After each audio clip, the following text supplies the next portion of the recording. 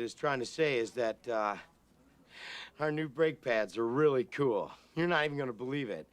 Like, let's say you're driving along the road with your family, and you're driving along, la-li-la, woo, and then all of a sudden there's a truck tire in the middle of the road, and you hit the brakes. Whoa, that was close. Now let's see what happens when you're driving with the other guy's brake pads. You're driving along, and all of a sudden the kids are yelling from the back seat, "I gotta go to the bathroom, Daddy." "Not now, damn it." Truck tire. I can't stop. Help! There's a cliff. And your family's screaming, "Oh my God, we're burning alive! No, I can't feel my legs!" In comes a meat wagon. Wee, wee, wee. And the medic gets out and says, "Oh my God." New guy's in the corner puking his guts out. All because you want to save a couple extra pennies. And to me, it doesn't... Get out. Now. Do you validate? Now. Nostalgia. It's delicate, but potent. Sweetheart.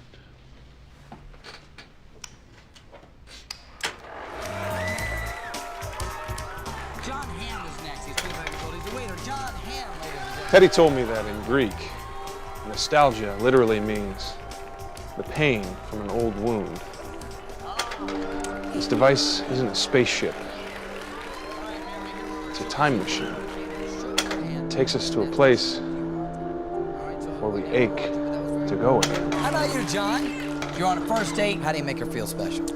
Well, start off with some fabulous food, a little fabulous conversation. What else fabulous, John? End it with a fabulous foot massage for an evening of total fabulosity. Very good. A place where we know we are loved.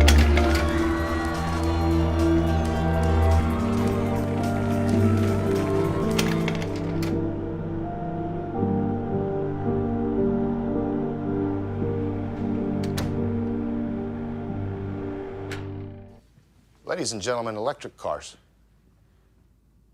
They're totally gay. It's true. I don't mean that they're homosexual gay, but I do mean your parents are the chaperone at the dance gay, right? You tuck it in and wear it real high gay. I don't want to disrespect anybody because I'm not about that, but I think we're understanding what we're trying to talk about here, right? I mean, honestly, the Nissan Spit, really? It screams this. Oh, here we go. The Hyundai Pomegranate, right? The Chevy Fingerprint. Now, look at this. The 1966 Ford GT350. You want to roll up in that one, Hoss? The 1965 Pontiac GTO, completely awesome. The 1970 Hemi Cuda took more virginities than Francis Albert Sinatra. What are we suggesting here? We're talking about taking the benefits of electric transportation, but combine them with the rock and rollness and the sexiness that the Dodge current muscle car models have. Nicholas? We believe we can produce the technology to incorporate an electronic motor in your current models. But with the aggressive sound character, the exhilarating vibration character, the complete visceral experience that we've all grown to know and love in the Dodge Challenger and Charger lines. Guys, we love our current electric models. That said, we also agree there's a market for what you're pitching. But if you're asking Dodge to invest in your pursuit of this concept, what do you have that we don't? Nick Brennan.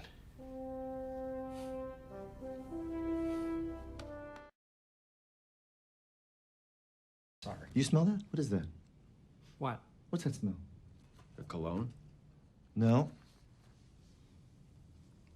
Opportunity. No, money. Okay. I smell money. Okay. Chris. God damn it. Sorry. This is your basic mortgage bond. All right? The originals were simple. They were just thousands of AAA mortgages bundled together, guaranteed by the U.S. government. The modern ones are different. They're private, and they're made up of layers of tranches.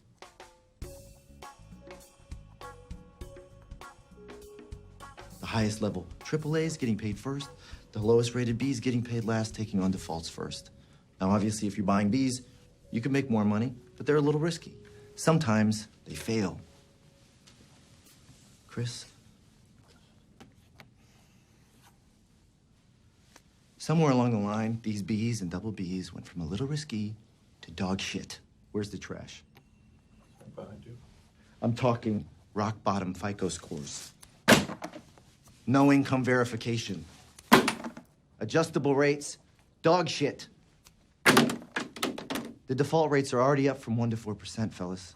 And if they rise to 8%, and they will, a lot of these triple Bs are going to 0 too.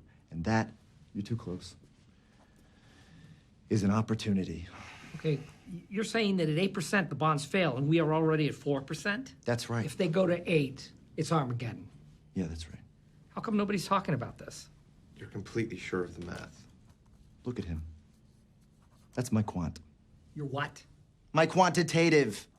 My math specialist. Look at him. You notice anything different about him? Look at his face. That's pretty racist. Look at his eyes. I'll give you a hint. His name's Yang. He won a national math competition in China. He doesn't even speak English. Yeah, I'm sure of the math. So you're offering us a chance to short this pile of blocks? How? With something called a credit default swap. It's like insurance on the bond, and if it goes bust, you can make 10 to 1, even 20 to 1 return, and it's already slowly going bust. 10 to 1, 20 to 1. No way. And no one's paying attention. No one is paying attention because the banks are too busy getting paid obscene fees to sell these bonds. But wait, you are the bank. When you work for the bank, I bet your margins are pretty nice and fat. Let's not talk about my margins, by the way. Being nice and fat. That's a nice shirt. Do they make it for men? Aren't you the bank? I work for the bank. I don't think like a bank. Big bank, small bank, I like to make money. All right? Let me put it this way. I'm standing in front of a burning house, and I'm offering you fire insurance on it. How can these underlying bonds be as bad as you say? It wouldn't be legal. Nobody knows what's in them. Nobody knows what's in the bonds. I've seen some that are 65% AAA rated, that I know for a fact are filled with 95% subprime shit with FICOs below 550. Get the fuck out of here. You want me to really blow your mind? When the market deems a bond too risky to buy, what do you think we do with it? Take a guess. I don't know, you tell me. All right. You think we just warehouse it on the books? No. We just repackage it with a bunch of other shit that didn't sell and put it into a CDO. A CDO. Yes, a CDO. What is that? This is where we take a bunch of Bs, double Bs, and triple Bs that haven't sold, and we put them in a pile. And when the pile gets large enough, the whole thing is suddenly considered diversified.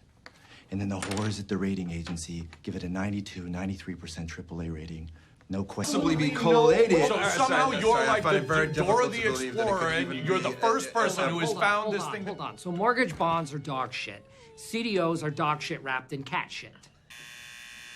Yeah, that's right. Okay. Institutions treat these CDOs like they're as solid as treasury bonds, and they're going to zero. No, it can't be right. There are 500 billion in housing bonds sold last year alone. The ratings agencies, the banks, the fucking government. You're saying they're all asleep at the wheel? Yeah. My whole department's long on this stuff. They call me Chicken Little. They call me Bubble Boy. A's, 0. B's, 0. Double B's, 0. Triple B's, 0. And then that happens. What is that? That's America's housing market. Thank you. Fucking hey, Jared. Shut your fucking mouth.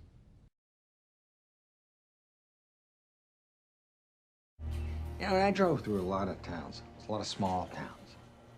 And they all had two things in common. They had a courthouse and they had a church. On top of the church, you've got a cross. And on top of the courthouse, they'd have a flag. Flags, crosses, crosses, flags. Driving around, I just cannot stop thinking about this tremendous restaurant. Now, at the risk of sounding blasphemous, forgive me. Those arches have a lot in common with those buildings. A building with a cross on top, what is that? It's a gathering place where decent, wholesome people come together and they share values protected by that American flag.